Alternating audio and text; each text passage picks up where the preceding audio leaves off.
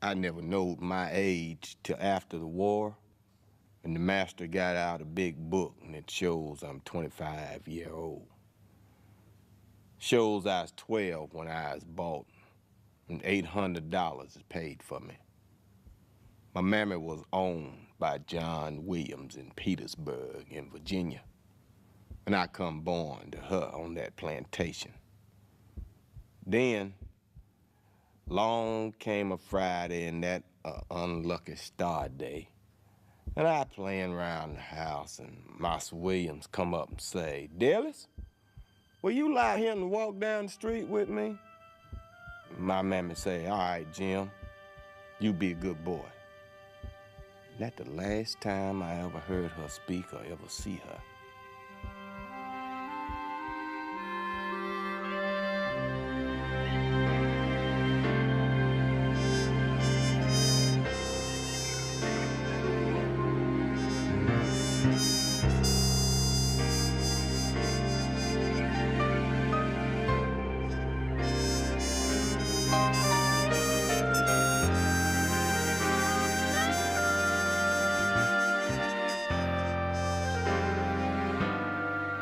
The Library of Congress is home to most of the slave narratives, a multi-volume collection of interviews with former slaves. What's that? You want me to tell you about slavery days? Lots of old slaves close the door before they tell the truth about their days of slavery.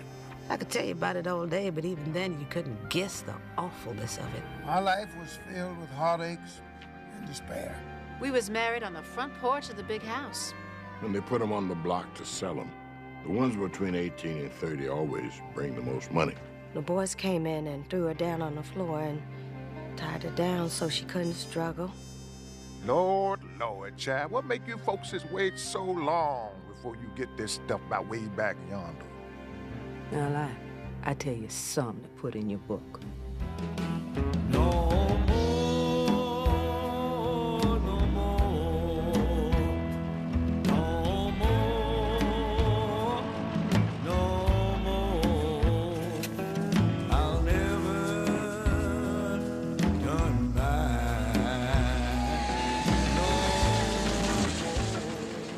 When the Civil War ended in 1865, more than 4 million slaves were set free. By the late 1930s, 100,000 ex-slaves were still alive. In the midst of the Great Depression, the Federal Writers Project hired journalists and writers to travel the country and record the memories of this last generation of African Americans born into bondage. Most former slaves were still living in the rigidly segregated South, a society deeply rooted in its Confederate past and that still treated black people as inferior.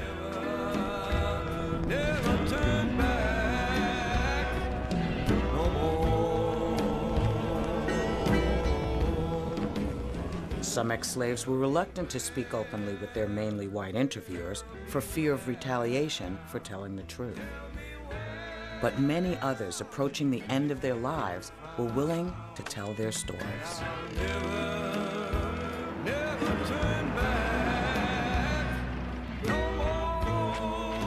Although these ex-slaves did not all speak in one voice, they were the last African Americans able to give a first-hand account of what it was like to be a slave in the years before the Civil War.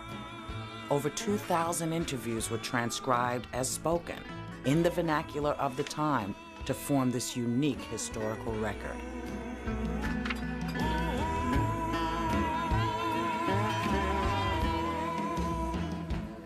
Sarah Gudger. Gudger? Yes. Miss Sarah apparently went blind a year before this interview was taken.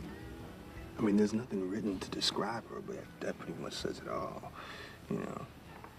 This, her mouth. Yeah, the set of mouth. When they did these, are these like, did they ask them some questions? Or did they just talk? Each one is a response to the question, but there was a set of subjects on a list that they would ask the ex-slaves about. Okay.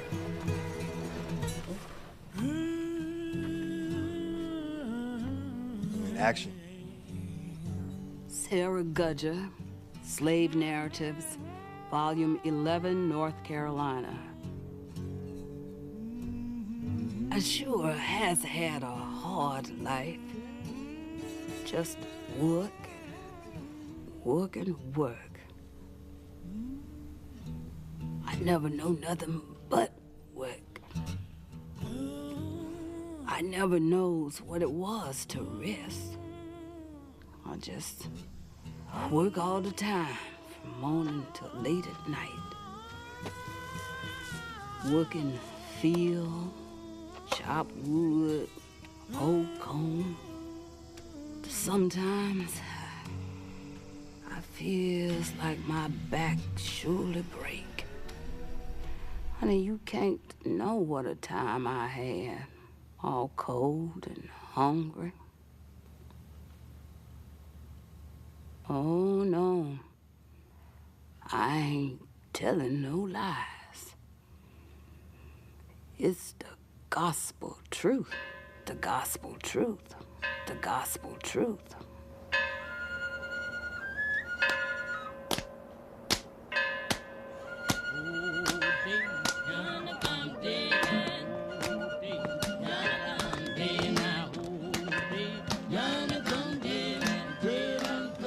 Bells and horns, bell for this, horn for that. All we knowed was go and come by the bells and the horns. Old Ramhorn blow to send us all to the field. We all line up, about 75 field niggas, and go by the tool shed and get our hoes, or maybe go hitch up the mules to the plows. On most plantations, slaves worked from sunrise till sundown 6 days a week. Some worked into the night and on Sunday too. The overwhelming majority toiled in the fields, growing crops like tobacco, rice, sugarcane, and cotton. For every field hand, 10 acres of cotton were produced. Cotton became the United States' greatest export, making plantation owners, the South, and America rich. Everyone but the slaves profited from it. For all of the ex-slaves, a lifetime of labor began at a very young age. Many started work in the master's house, often as playmates for white children.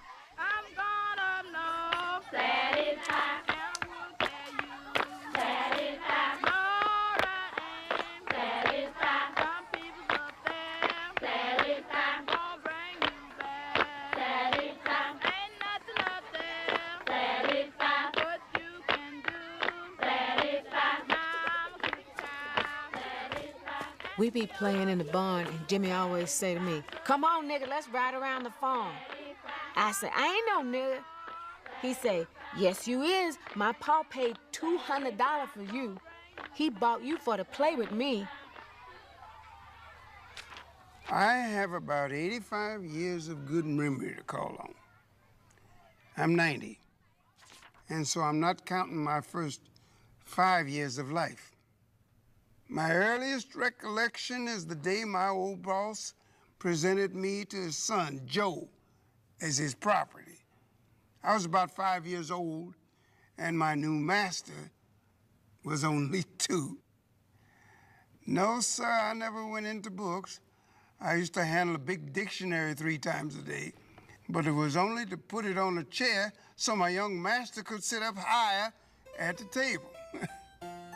I never went to school. I learned to talk pretty good by associating with my masters in their big house.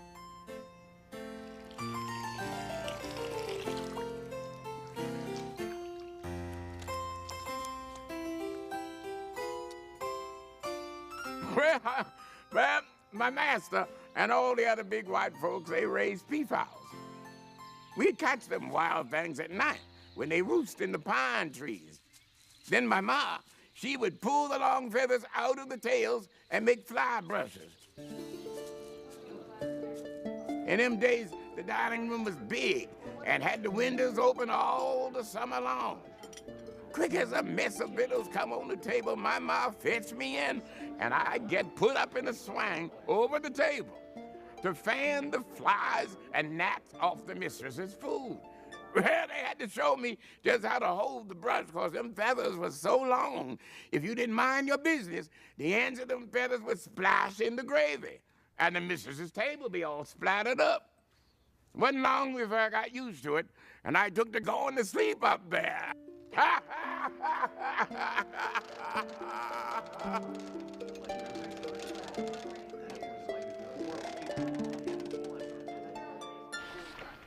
Let me see a picture one more time. Let me see a picture.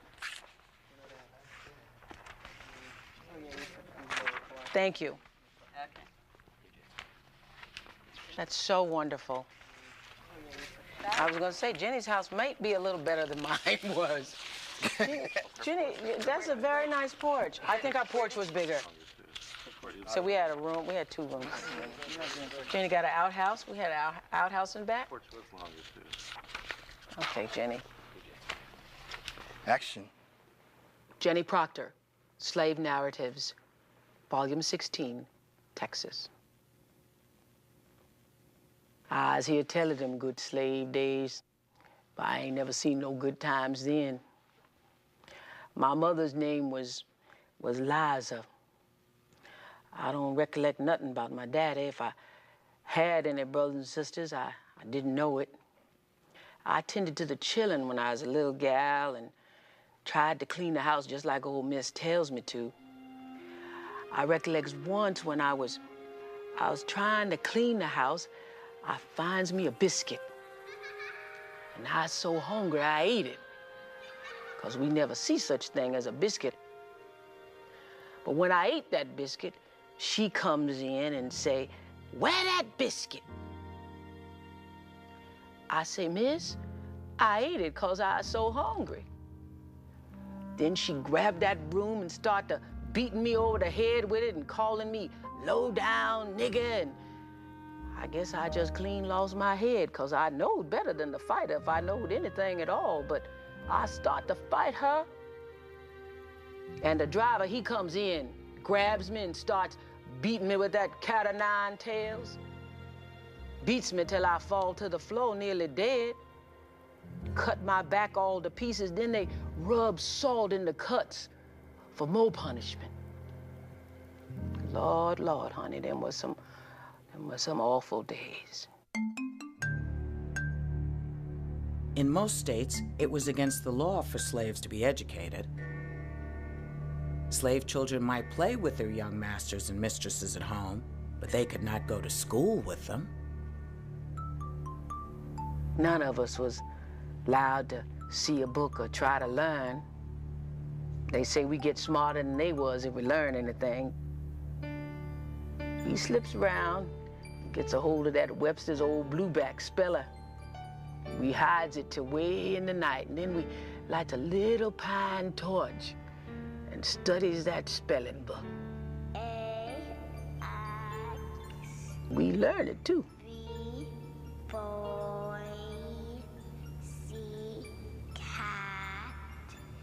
Oh, Lord, you better not be caught with a book in your hand. If you did, you were sold. Oh, no, now, they didn't allow that. If you just looked like you wanted to learn to read or write, oh, you got a licking.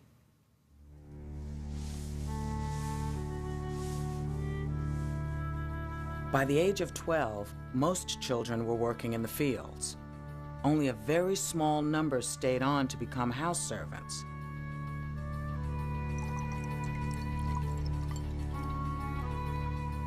Slaves who worked in the house were almost always better fed and clothed than the field hands, but they lived under the constant scrutiny of their masters. Mistress Miller, she used to make my Aunt Caroline knit all day. And when she gets so tired after dark that she gets sleepy, she'd make her stand up and knit. Mistress would work her so hard that she'd go to sleep standing up. And every time her head nod and her knees sag, that lady come down across her head with a switch. That's the way white folks was. Some had hearts. Some had gizzards instead of hearts. My old missus, a rich old lady, More than 1/4 of the slave population lived on large plantations with 50 or more slaves, some with several hundred.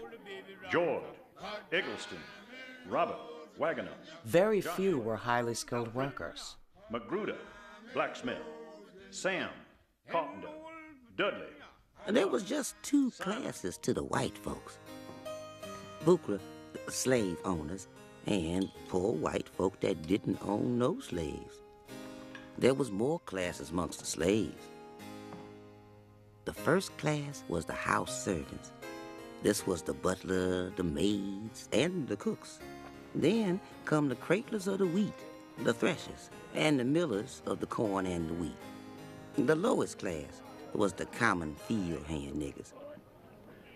Back in Alabama, Mr. Adelaide Carter took me when I was past my creeping days to live in the big house with the white folks.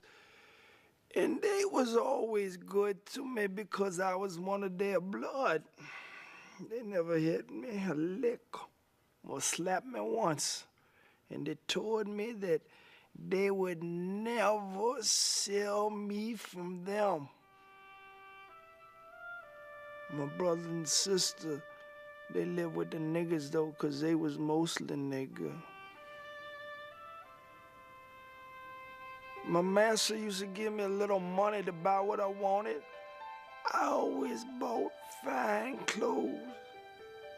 Oh, when they bought the red shoes from the town, I cried and cried. I say, I don't want to wear no rawhide shoes. So they took them back. I guess they had a weakness for my crying. I drove a carriage, with the white folk. And I was about the most dudish nigger in these parts.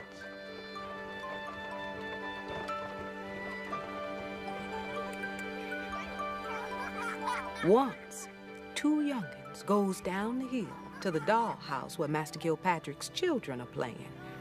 They want to go in the dollhouse. And one of the Kilpatrick boys says, "That's for white children." They say, "We ain't no niggas, because we got the same daddy you has. And he comes to see us near every day and fetches us clothes and things from town." They is fussing, and Missy Kilpatrick is listening out of her chamber window. She heard them white niggas say, "He is our daddy, and we call him daddy when he comes to our house to see our mama."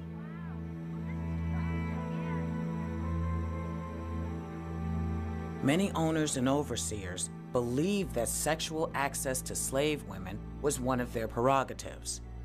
The rape of black women also served to humiliate their husbands and undermine the integrity of slave families.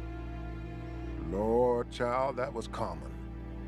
Masters and overseers used to make slaves that was with their husbands get up and do as they say.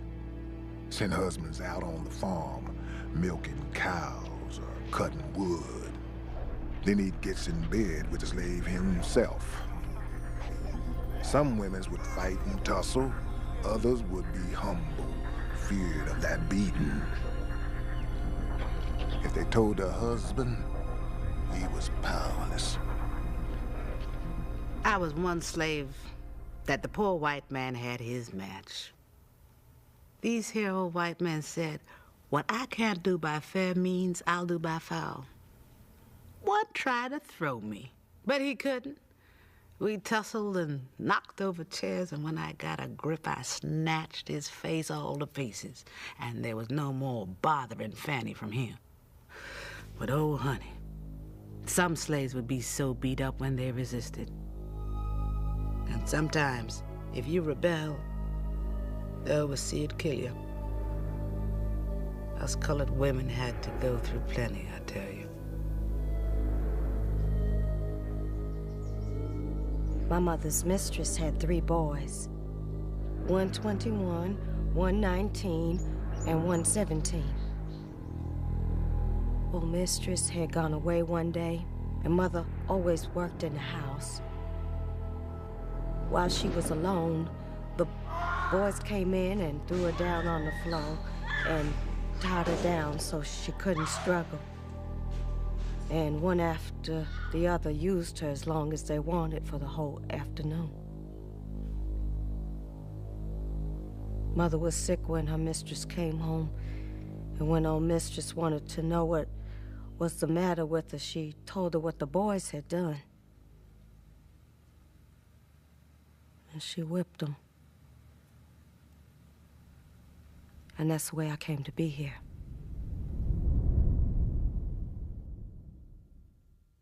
Oh, Eve, where is Adam? Oh, Eve, Adam in the garden, picking out a leaf. God called Adam, Eve and Adam. My dog called him, Adam won't answer. Oh, Adam, Adam James, Adam won't answer. Why don't you answer? Who told you, Adam, that you were naked? Why God call you? Why don't you answer? I used to have to pick cotton. Sometimes I picked 300 pounds and towed it a mile to the cotton house.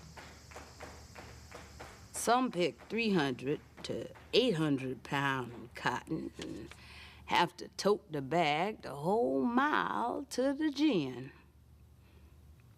If they didn't do their work, they get whipped till they have blisters on them. I never get whipped, 'cause I always get my 300 pounds. Cut.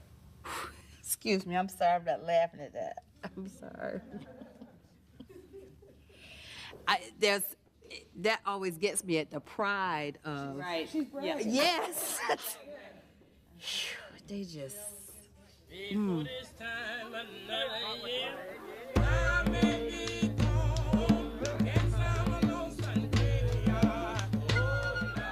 Sometimes, slaves who had picked their quota added some of their pickings to those who had been slower or ill. It wasn't always enough.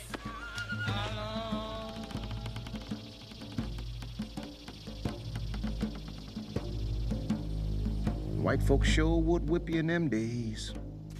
They lay you flat on the ground on your face, then they stake you, and so you couldn't get through the ground, much less than get up and fly.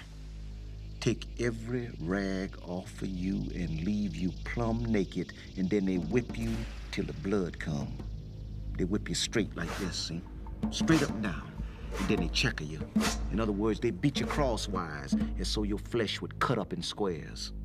You understand?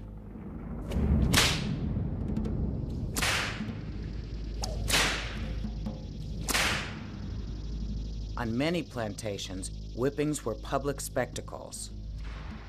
Owners used the lash to terrorize as well as to punish their slaves. My brother January was a big fine nigga.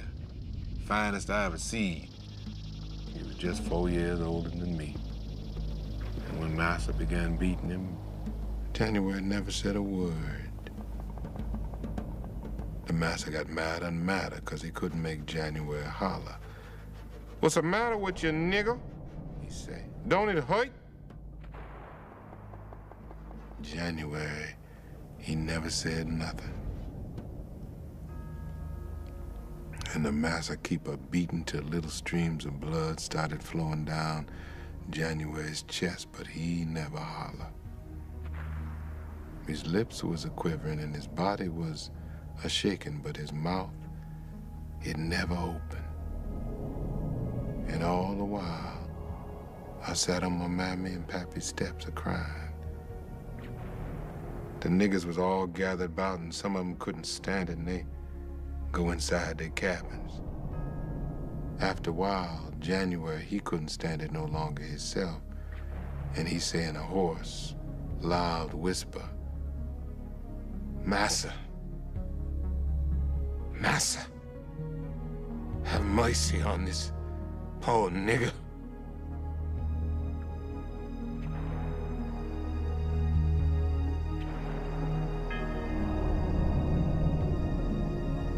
Then they take the salt and red pepper and put it in the wounds. The skin jerk and quiver and the man slobber and puke. We little niggas stand around see it done. After he lie in the sun a while, they whip him again. But when they finish with him, he was dead.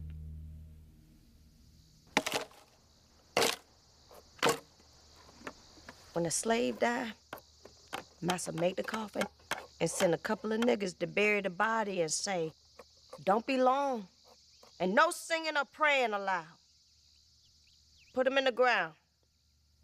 Cover him up. Hurry on back to that field."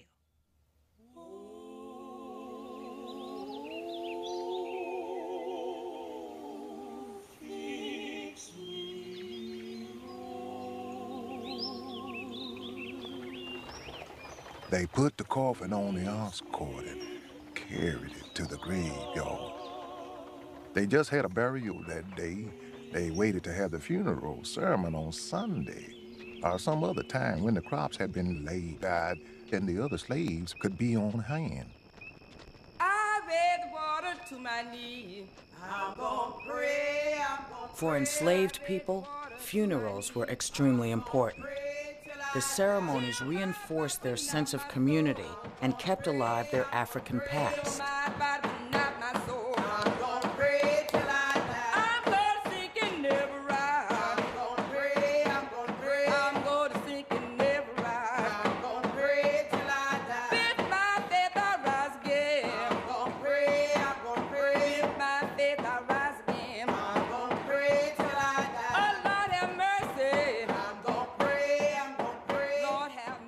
Yes, and a nigger used to sing to nearly everything he did. It was just the way he expressed his feelings, and it made him relieved. It is a nigger's most joy and his most comfort when he needs all these things. They sing about the joys in the next world and the trouble in this.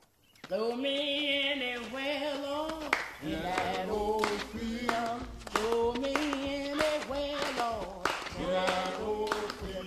In the fields, niggas like to sing and make up songs. A bunch of go on one side, lift up their head and roll out. And on the other side, pick it up and go the same way and just make up some words.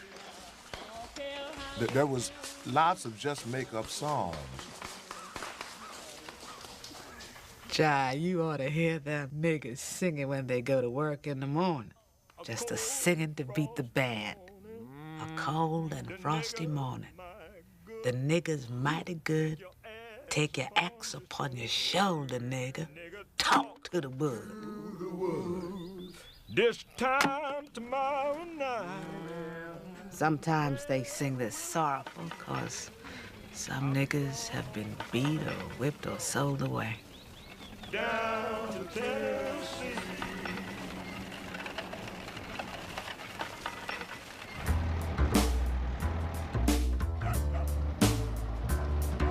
I've been down on the bending knee, talking to the man from Galilee. During the hard times of the Depression, when the slave narratives were collected, most ex-slaves were still living in extreme poverty. Great God Almighty, let me tell you what he said. They run on for a long time. Yes, I was born a slave, and so was Rosa. We got out of the chattel slavery, and I was better off for getting out, but Rosa don't think so. She says all we got freed for is to starve to death. She says her white folks were good to her, but don't you expect me to love my white folks. I love them like a dog loves a hickory switch. I can say these things now. I'd say them anywhere. In the courthouse, before the judge, before God. Because they done all to me they can do. I'm done past everything but worrying about Rosa. Because she don't get enough to eat and because she feels bad all the time. But there ain't no complaining in her. Mama, how you feel in the sun? Best to be expected this time of year. I was born in Georgia on a farm.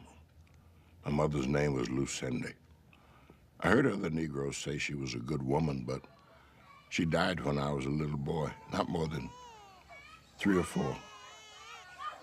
She left my little brother a crawling baby, about 11 months old. I can remember crying for my mama, being lonesome for her. My little brother was pitiful, plumb pitiful. We had to sleep on the floor in the cabin, huddled together in the cold weather, so we wouldn't freeze to death. Our life was a misery. I hate the white man every time I think of being no more than animals. My father was a blacksmith. Rosa never did know much about her father. Eh, Mama? That's right. I never did know nothing about my pa, but I looked on my mama like a savior. Her name was Hannah Clemon, and Dr. Andrews, my master, had always owned her. Now, Dr. Andrews was a good man and a good liver. Dr. Andrews had about 12 slaves. The neighbors used to say, "There goes old Andrews, free niggers." That's because he never hardly whipped them and gave them rest and playtime. And he doctored us when we were sick and took good care of us. We had good little cabins, and we had cotton mattresses and blankets. We had enough to eat, too. Slave quarters were usually a group of log cabins with dirt floors. Although living conditions varied from place to place, slaves were provided with only the bare minimum. Beds might be planks with rope slats and grass mattresses. Food supplies were usually given out weekly: cornmeal, molasses, and sometimes a little pork. Sometimes, Master let niggas have a little patch. They raised taters or goobers, peanuts. They liked to have them to help fill out on the victuals.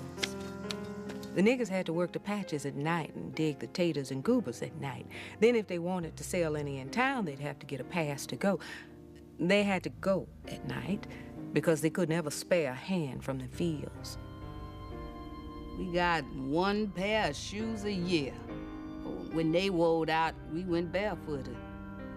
Sometimes we tied them up with strings, and they were so raggedy that the tracks looked like bird tracks when we walked in the road. My brother wore his shoes out and had none all through the winter. His feet cracked open and bled so bad you could track him by the blood.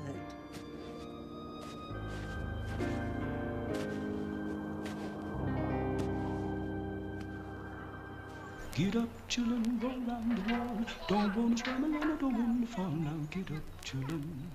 Well, I remember quite well how those Polo children used to have to eat. They were fed in boxes and troughs under the house. They were fed cornmeal mush and beans. When this was poured into their box, they would gather around it, the same as we see pigs, horses, and cattle gather around troughs today. Go round the wall. I don't want to stumble and I don't want to fall. Now that suits me, that suits me, that suits me. Oh, us never got enough to eat. So us keep stealing stuff. Us had to. Course we knowed it was wrong to steal, but the niggas had to steal to get something to eat.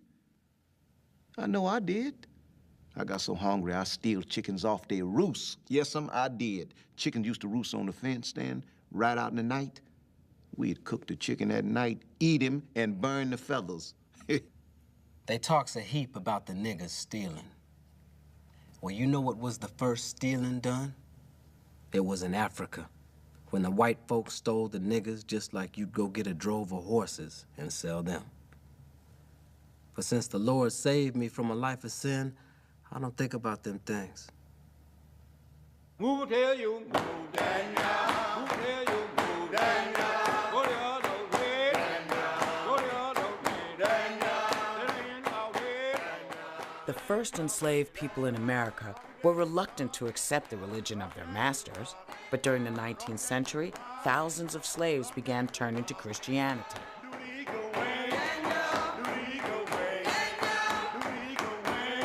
They infused this adopted religion with a new spirituality and with African traditions. Go the other way, go the other way, go the other way, go the other way. Sailing my way, sailing my way, sailing my way.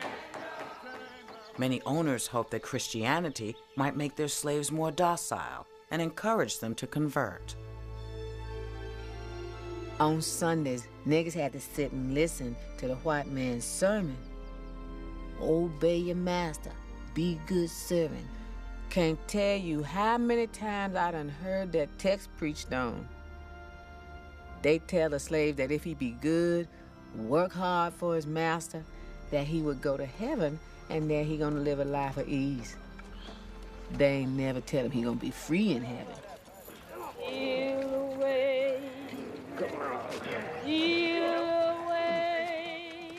When the niggas go around singing, steal away to Jesus, that mean there's gonna be a religious meeting that night. The master didn't like them religious meetings, and so us naturally slips off at night, down in the bottoms or somewhere else. Swing low, sweet chariot. Sometimes us sing and pray all night. Sweet chariot, come for to carry me home. Swing low, sweet chariot, coming for to carry me home. We pray for the end of tribulation and the end of beating, and for shoes that fit our feet. We prayed that us niggas could have all we want to eat, and special for fresh meat. Some of the old ones say we have to bear all because that's all we can do. Some say they was glad to the time they did, because they rather rot in the ground than have the beatings. Okay, now, all my life, I've heard of the patty rollers. Yeah.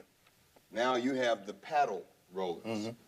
I know patty rollers is the common term. Yeah, I think you should say patty rollers. My grandparents were from Georgia, and they both said patty rollers. In fact, when they were really angry with white people, they referred to them as patties.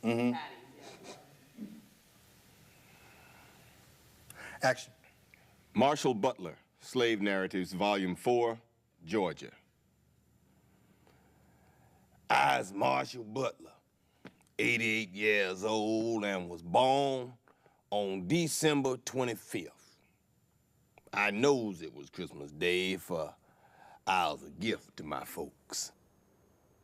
Mammy was a Frank collar nigger, and her main was of the tribe of Ben Butler, some miles down the road. It was one of them trial marriages. These tried so hard to see each other, but old Ben Butler said 2 passes a week were enough to see my mammy on the collar plantation. Now, if a nigga went out without a pass, the patty rollers would get him. The white folks were the patty rollers. They used straps with the belt buckle fastened on. Oh, yes, sir. I got paddle. Happened this way. I left home one Thursday to see a gal on the Palmer plantation, 5 miles away. Some gal, no, I ain't get no pass. The boss was so busy, but everything was fine till my return trip. I was 2 miles out, 3 miles to go. And there come the patty rollers. I was so scared Well, I couldn't move. Oh, they give me 30 licks, and I ran the rest of the way home. There's belt buckles all over me. Ate my victuals off the porch railings. Some gal. Was rough that paddling to see that gal. Do it all over again to see Mary the next night. Oh, Jane, love me like you used to, Jane. Chew me like you used to. Every time I figure, my heart gets bigger. Sorry, can't be your piper no more. That's some gal. Slaves had an opportunity to go courting on Saturday nights on their own or on neighboring plantations. Girls would put on a spare dress if they had one, and men would put on a clean shirt. Girls always try to fix up for partying even if they ain't got nothing but a piece of ribbon to tie in their hair. Wasn't none of this sinful dancing where you partner off with man and woman squeezed up close to one another. That's respectable, the slaves did. Shifting round from one partner to another and holding one another out at arm's length. Saturday night, Sunday too, young girls on my mind. I remembers that when us courted, us went to walk and hunted chestnuts. We'd string 'em and put 'em around our necks and smile at our fellas. Ooh, Peggy, do you love me now?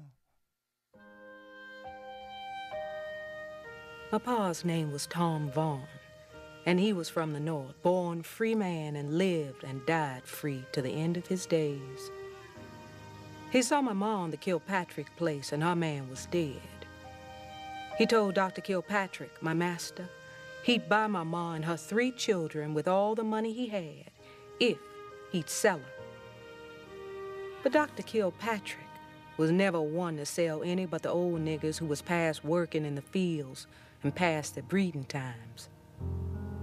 So my pa marries my ma and works the fields, same as any other nigger.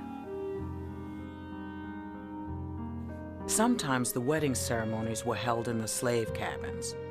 Other times, they were orchestrated by the owners.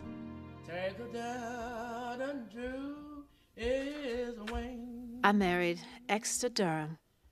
He belonged to Master Snipes Durham, who had the plantation in Orange County. Oh, we had a big wedding. We was married on the front porch of the big house. I had a white dress, white shoes, gloves that came up to my elbow, and Miss Betsy done made me a wedding veil out of a white net window curtain.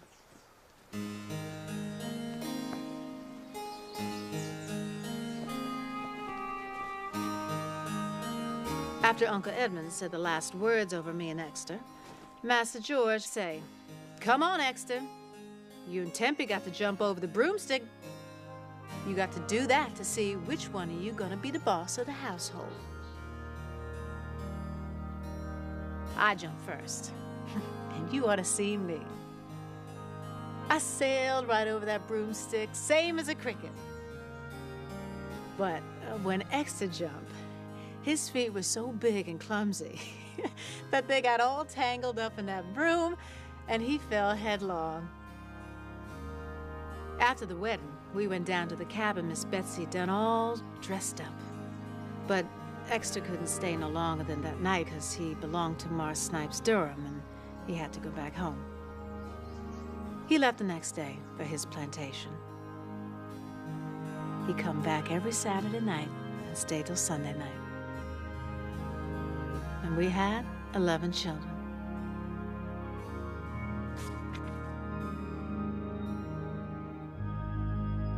Some owners respected slave marriages, but the marriages had no legal standing and could be broken apart at the owner's whim.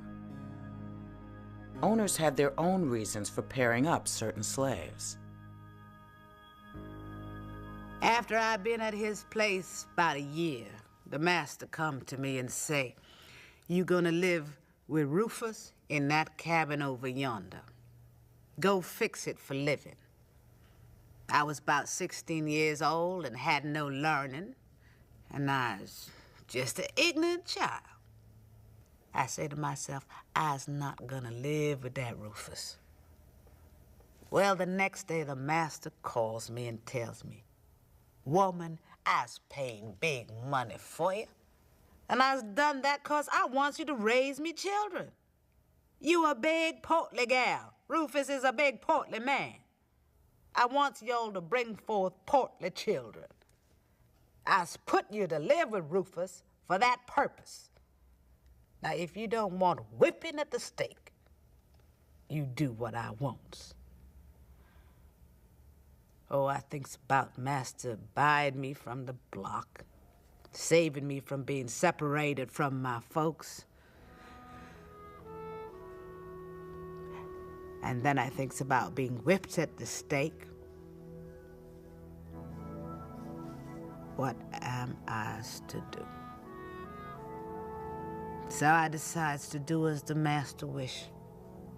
So I yields.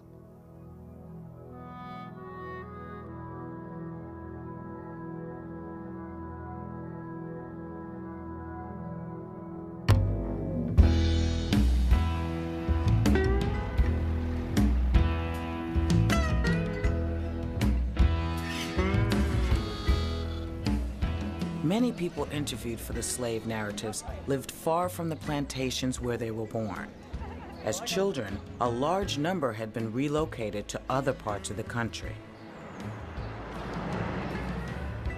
I was born in Kentucky, somewhere near Louisville.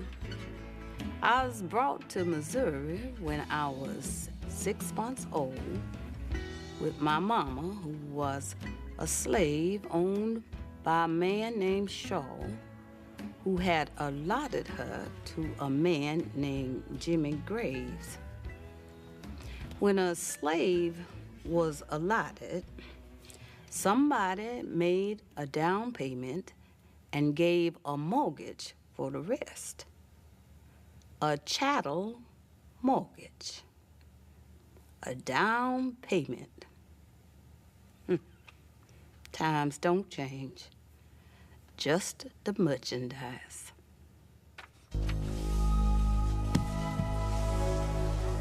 As cotton became more and more profitable, plantations spread to the Deep South, as well as states and territories to the west. Between 1800 and 1860, 1 million slaves were forcibly transported to new locations. Sale of valuable slaves. Sarah, age 45 years. Dennis, her son, age 24 years. About a third of slave families were split apart. Fanny, her daughter, is a superior hairdresser. And a fifth of the children were sold away from one or both parents. Mary Ann, her child, age 7 years, is smart, active, and intelligent. When I was about 6 or 7 years old, I reckon it was Mr. Garrett bought 10 of us children in North Carolina and sent 2 white men to fetch us back in wagons. And he fetched old Julie Powell to look after us. He never bought my mammy, so I had to leave her behind. Mammy said to old Julie, "Take care of my baby child." That was me. And if I never sees her no more, raise her for God. Then she fell off the wagon where it was, all of us was sitting and just rolled over on the ground, just a-crying.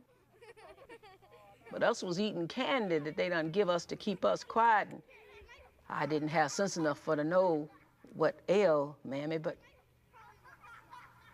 I knows now. And I never seen her no more in this life. Her name was Rachel Powell. Negroes wanted.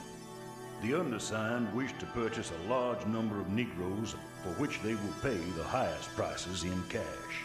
Lord child, I remember when I was a little boy, about 10 years, the speculators come through Newton with droves of slaves. The poor critters nearly froze to death. just run along on the ground, all spewed up with ice. The speculators always rode on horses and drove the poor niggas. When they get cold, they make them run till they're warm again. Lord, miss, them slaves look just like droves of turkeys running along in front of them horses.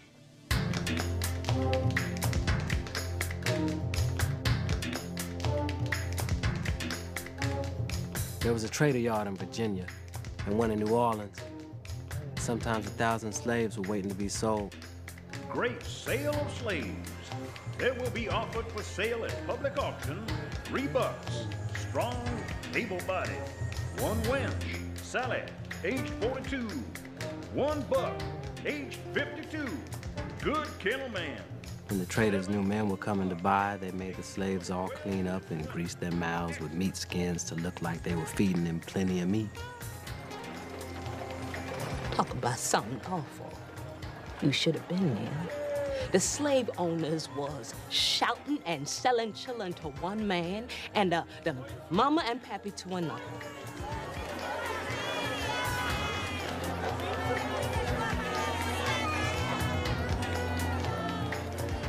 I was just a little thing, tucked away from my mammy and pappy just when I need them most.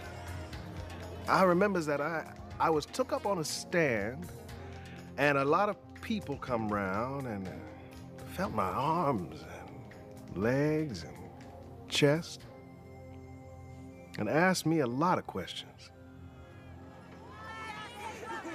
I remember when they put them on the block to sell them. The ones between 18 and 30 always bring the most money. The auctioneer, he stand off at a distance and cry them off as they stand on the block. I can hear his voice as long as I live. If they put up a young nigger woman, the auctioneer would cry out, "And here's a young nigger wench. How much am I offered for her?" How much am I offering for her? The seller would have her turn around and plump her. Plump her to show how fat she was and her general condition. 14, do I have They would also take her by her breasts and pull them to show how good she was built for raising children. 16, give me 16. Sold. $1,500. Louisa, age 24. If the one they was going to sell was a young Negro man, this is what he say. "Now, gentlemen and fellow citizens, here's a big black buck Negro." This is a big black buck Negro. He's stout as a mule and good for any kind of work. And he'll never give you any trouble. How much am I offering for him? And then the sale would commence, and the nigger would be sold to the highest bidder. 28, no, 27, sold for $2,700. Anderson, a #1 bricklayer and mason, being in full for the purchase of said slave for life.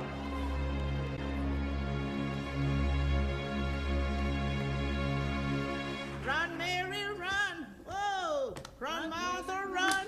Well, Hail Mary, run, I say. You got a right to the tree of life. Little Mary, you got a right. You got a right to the tree of life. You got a right, you got a right. You got a right to the tree of life. If I had my life to live over, I would die fighting rather than be a slave again. I want no man's yoke on my shoulders no more. Now, my father, he was a fighter. He was as mean as a bear.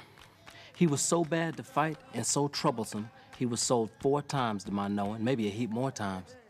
I fooled old master 7 years, fooled the old seer 3. Hand me down my banjo, I tickle your belly. Slaves who openly defied their masters received the harshest punishment. But one act of resistance ran the greatest risk of all. Escape from slavery was extremely difficult, and the penalty for being caught could be mutilation or death. In spite of such risks, about 50,000 slaves ran away each year. But patty rollers were well rewarded for capturing escaped slaves, and very few runaways succeeded.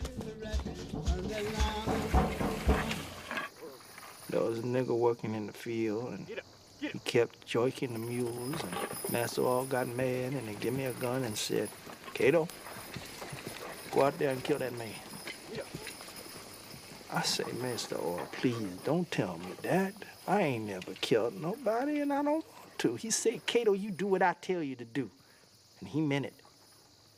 So I go out to the nigger, and I say, "You gotta leave this place this minute, and I is too, 'cause I supposed to kill you, and I ain't. And Master All, he gonna kill me."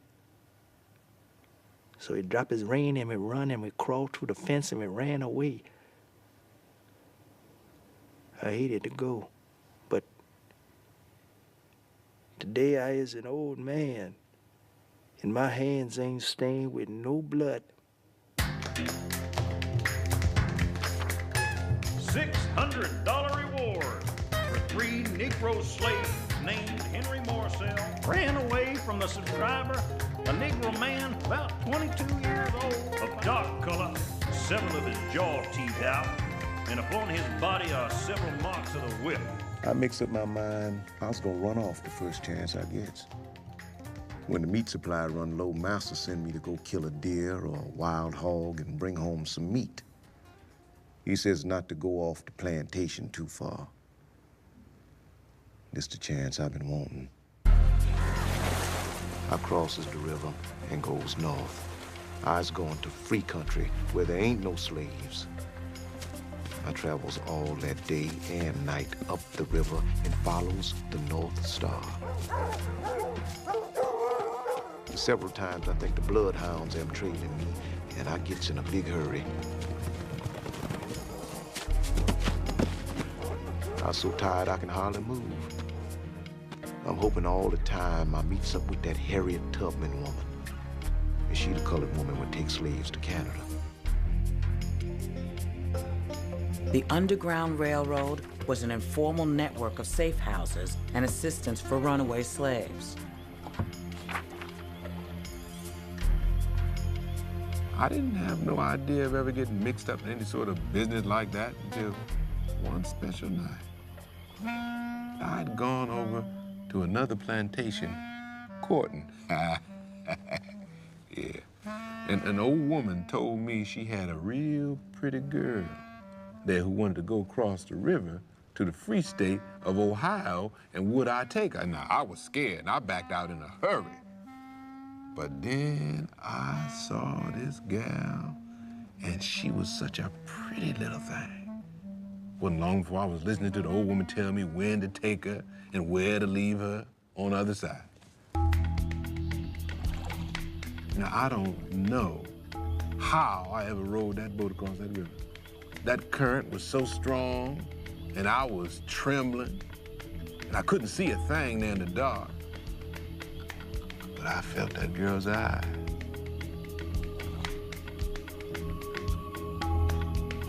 And it was a long time rowing there in the cold and worrying, but it was a short time, because as soon as I did get on the other side, that big-eyed girl would be gone.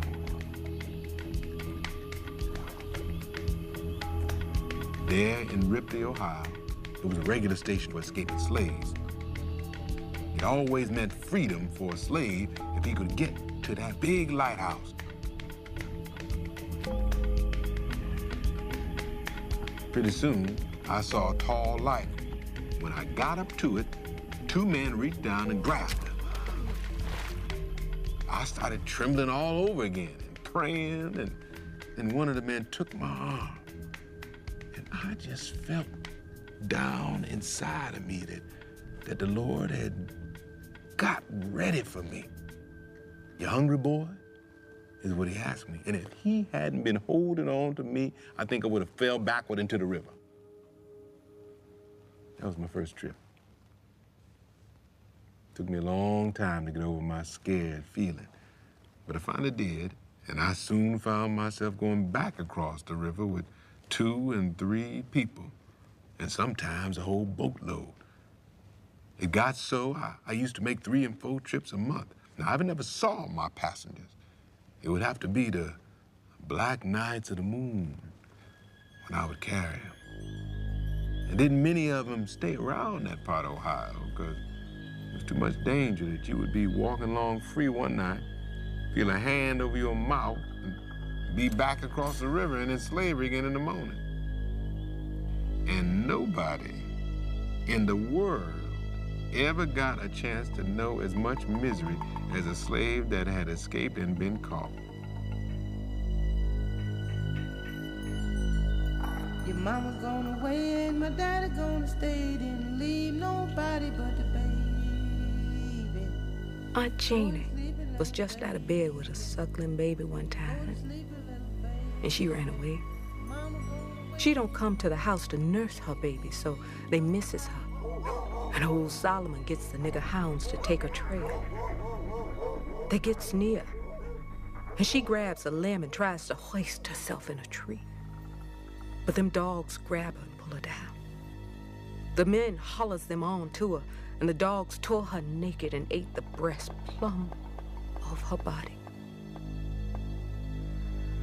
She got well, lived to be an old woman. But another woman had to suck her baby, and she ain't got no sign of breast no more.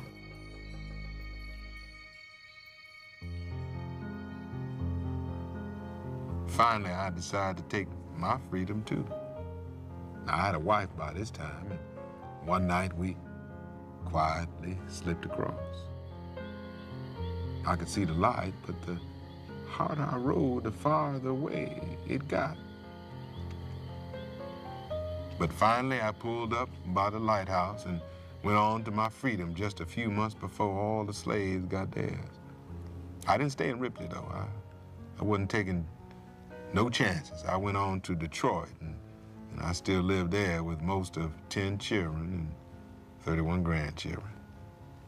And the bigger ones, you don't care much about hearing it now, but the little ones never get tired of hearing how their grandpa brought emancipation to loads of slaves he could touch and feel, but never see.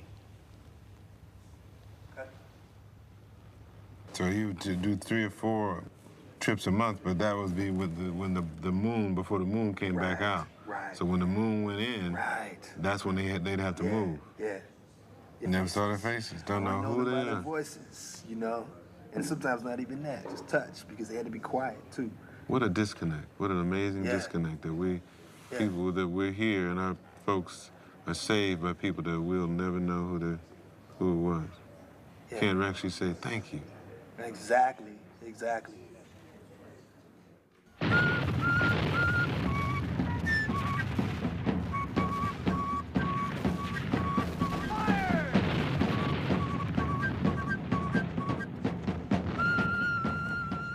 The outbreak of the Civil War opened the way for thousands more slaves to escape bondage. But in large areas of the South, the freedom promised by the Emancipation Proclamation of 1863 still depended on a Union victory.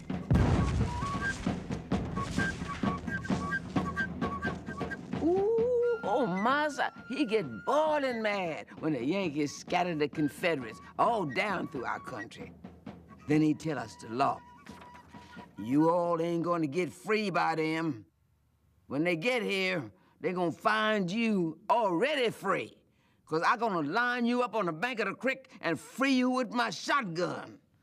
Anybody miss just one lick with the hoe, or one step in the line, and he gonna be free and talking to the devil long before he ever see a pair of blue breeches. One morning soon, my lord, one morning soon. Despite threats of slave owners, many slaves fled their masters to fight for the North. 200,000 slaves and former slaves enlisted as Union soldiers and sailors. I heard the angels singing. Benton Barracks Hospital, St. Louis, Missouri, September 3rd, 1864. My children, I take my pen in hand to write you a few lines to let you know that I have not forgot you and that I want to see you as bad as ever. On the 28th of the month, 800 white and 800 black soldiers expects to start up the river. When they come, I expect to be with them and expect to get you both in return. Be assured that I will have you if it costs me my life.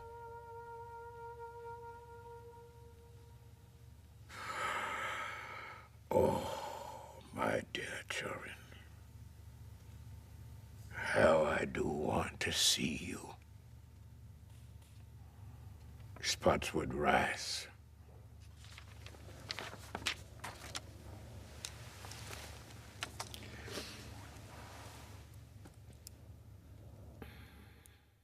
Blow, Gabriel. Judgment. I want to blow your trumpet. Judgment bow. As loud as you can. Judgment. I want to wake my people. Judgment bow. Wherever they be. Judgment. On land or sea. Judgment bow. Judgment bow. Judgment. Look, you wanna come. Judgment bow. Gotta walk my line. Judgment. Go see my mother. Judgment bow. And my father too. Judgment. Oh, Peter. Judgment bow. Judgment. Judgment bow.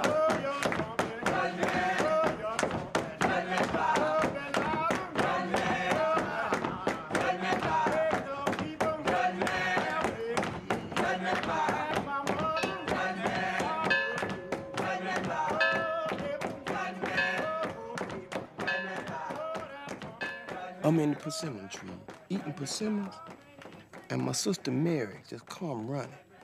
She said, "Us niggas am free." I looked over to the house and seen the niggas piling their little bunch of clothes and things outside the cabins. Then Mammy come running with some other niggas. I climbed down out that tree and run to meet her. We gets up to the house and all the niggas standing there with their little bundles on their heads, and they all say, "Where we going?"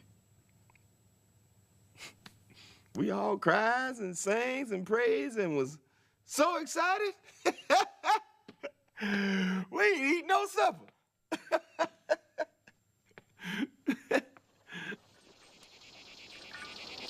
That morning, we all go to the cotton field early. And after a while, the old horn blow. And we all stop and listen, because it's the wrong time of the day for the horn. We start chopping again. And there go the horn again. The lead road nigga holler, "Hold up. We better go on in. That's our horn." So we line up and go in. Well, sitting on the gallery in a high-bottom chair was a man we'd never seen before.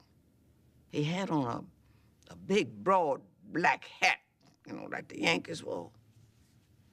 His hair was plum gray, and so was his beard. And it come down, right down here, down on his chest. The man say, "You darkies know what day this is?" And the head man say, "No, we don't know." "Well, this is the 4th day of June. And this is 1865. And I want you all to remember the date, because you always gonna remember the day. Today, you is free, just like I is, and Mr. Saunders, and your misters, and all us white people. I come to tell you," he say, "and I wants to be sure you all understand. Because you don't have to get up and go by the horn no more. You is your own bosses now. And I wants to bless you and hope you always is happy and tell you you got all the right in life that any white people got." And then he get on his horse and ride off. It was the 4th day of June in 1865. I begins to live begins to live. Begins to live.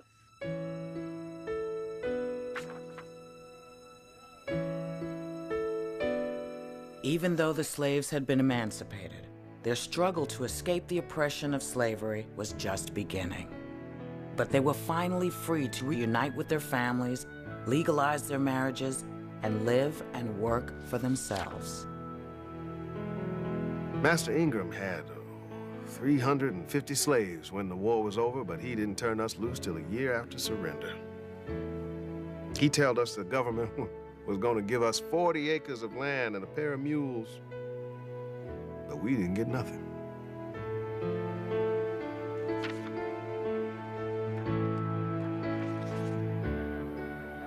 I remember so well how the roads was full of folks walking and walking along when the niggas were free, didn't know where they was going, just going to see about something else, somewhere else. Meet a body in the road and they ask, "Where you going?" Don't know. What you gonna do? Don't know. Then I begins to think and to know I never had to be a slave no more.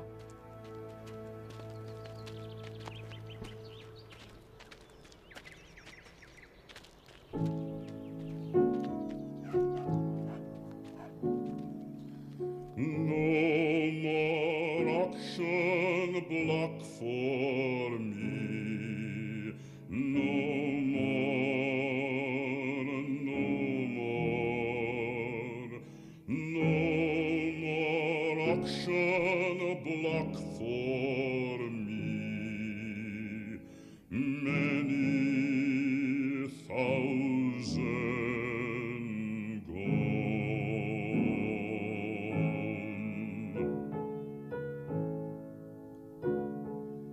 No more pint of salt for me.